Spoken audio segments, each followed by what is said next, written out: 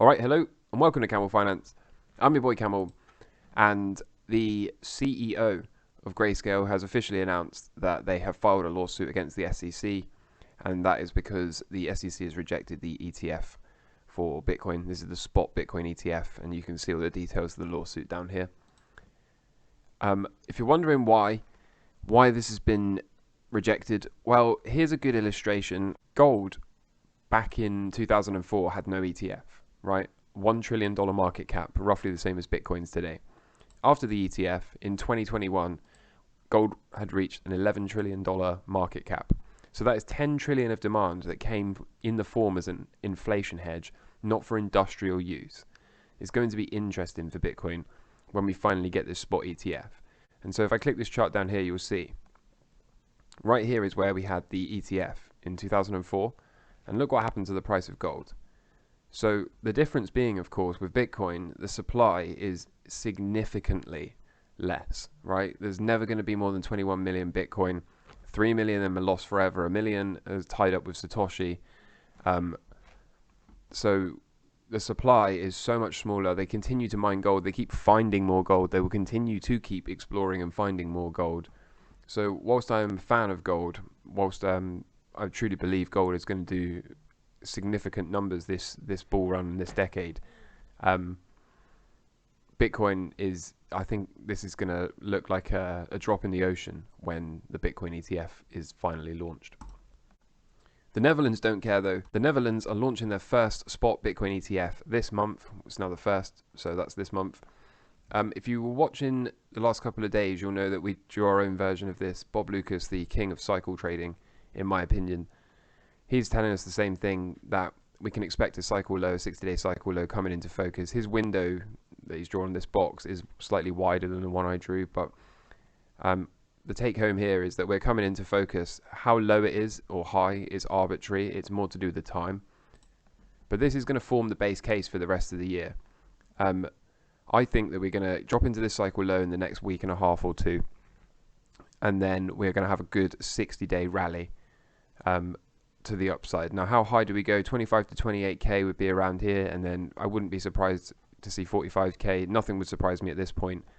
I'm not going to pretend to know. I'm not going to make any predictions other than I'm pretty sure we are going to get a bounce out of this cycle low in the next couple of days and then perform a 60-day uptrend cycle. Then I think we're going to have a 60-day downtrend cycle again. And again, do we stop here? Do we finally go 12 to 14k like everyone wants? Do we go 8k, some ridiculous scam wick? Does something catalyze this, like Tether blowing up? I don't know. Again, I'm not trying to predict anything other than we can pretty confidently say we are going to get a 60-day cycle up, followed by a 60-day cycle down. Wherever this stops will become the bear market low. And then that will be, in my opinion, the very last time to buy the dip before we start the new uptrend and the new bull market. Where does the Fed pivot come in? Somewhere around here, maybe. But ultimately, Bitcoin is an uncorrelated asset. It's not correlated to anything. It doesn't care about anything, and it's going to do Bitcoin things. So if you're in a lot of pain right now, don't worry. We're getting incredibly close. A lot of people would be thinking to themselves, yeah, but what about the macro? The macro conditions just aren't conducive to this sort of thing. Well, Raoul Paul says it appears that we're possibly entering the December 2018 phase when the stocks push lower, yields fall sharply, and commodities get killed, and inflation expectations collapse. The only question maybe remaining is short, sharp recession, like 1974, or a long, drawn-out one. I think the former, says Raoul, and I tend to agree with him. If you've been watching the channel, you already know that. And a lot of people will also be saying, well, we haven't really seen true capitulation yet.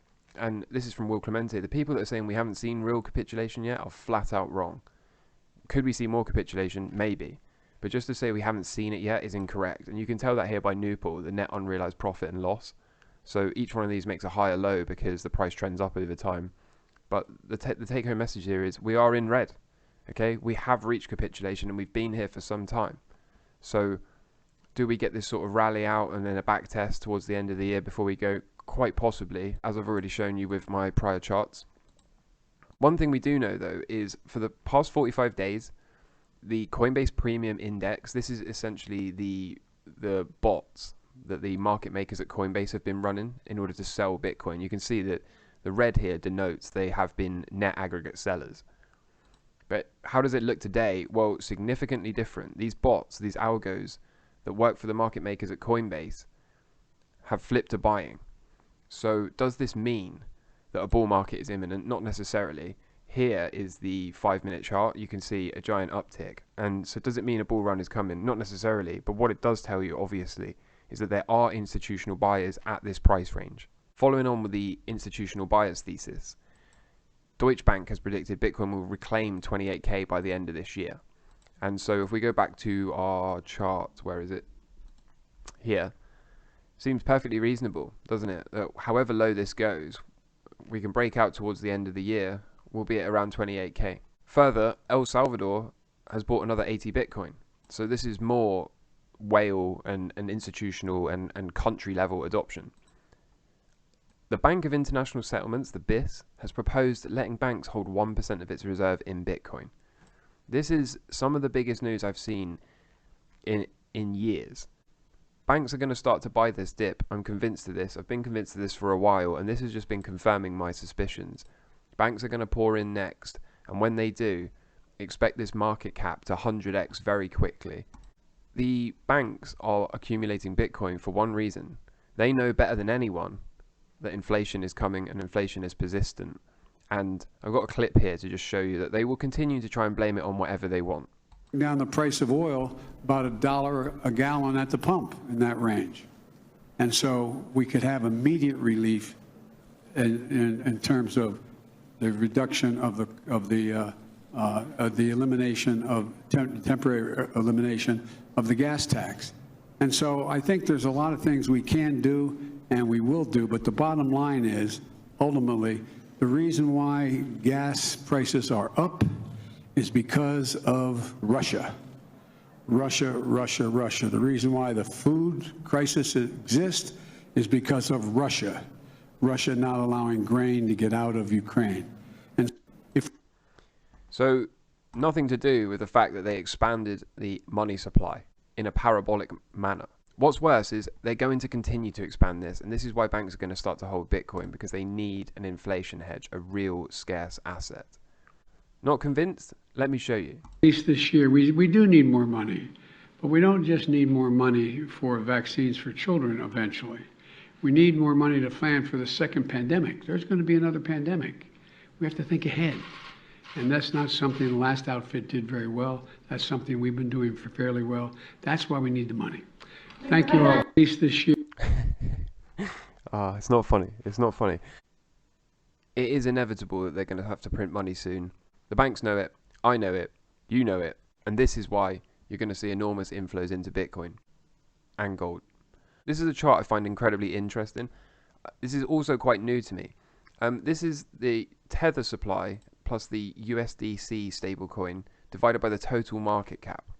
Okay? And you can see the Bitcoin chart up here. This channel has marked the tops and the bottoms for Bitcoin. You can see here that this channel has marked every single bottom and every single top for the Bitcoin price.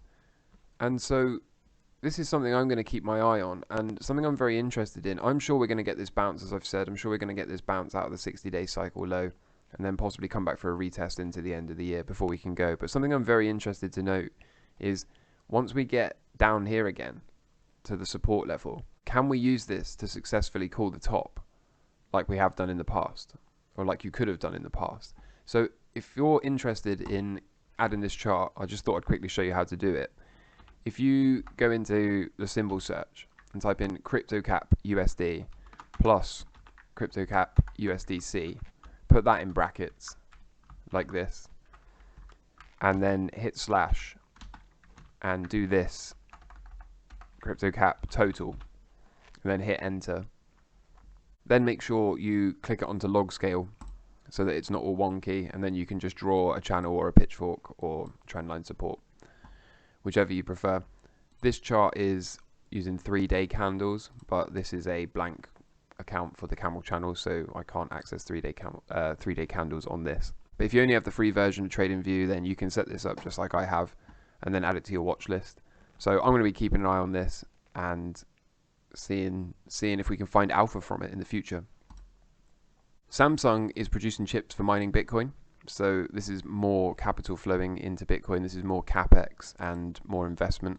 And in case you're thinking you're quite late to the party, let me just remind you that the internet users in 1997 were 140 million. And a decade later, the internet had grown to 3.7 billion users. Today, we are at 140 million users for Bitcoin. However, this thing is growing at twice the rate. It's growing twice as fast. So could we see 3.7 billion users in the next 5 years? Absolutely we could. And what does that look like to the market cap? Orders of magnitude higher. Couple this with institutional buying, finally getting the spot Bitcoin ETF approved, banks adding Bitcoin to their reserves, more and more companies and countries adopting the Bitcoin standard, making Bitcoin legal tender. The numbers are almost inconceivable. In other news, the FBI has added the founder of OneCoin, known as the Crypto Queen, to its most wanted list after allegedly defrauding investors of $4 billion. So there's still no shortage of scams and criminals in this space.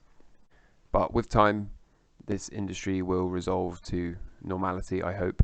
If you found value here today, I'd appreciate if you could drop a like on the video, hit that subscribe button if you haven't already. Make sure to follow us on Twitter. And there's going to be no TA from me today because you can see yesterday's video and it's a Friday, so I'm not really looking on to take any weekend risk or open any new trades on a Friday. I will be posting a deep dive technical analysis on the weekend, so if you want to see that, make sure you are subscribed. All of the type of swing trades that I like to dive deep into are coming up over the next week or two. So make sure you're subscribed. Make sure you come back and visit the channel for that if you want to see that sort of thing. There's going to be some big trades coming up. I'm convinced of that. So I look forward to all of that. Look forward to showing you how I deal with these markets in real time. In the meantime, look after yourself. I hope you enjoy your weekend. Hope you're doing well in life. All the best. Cheers.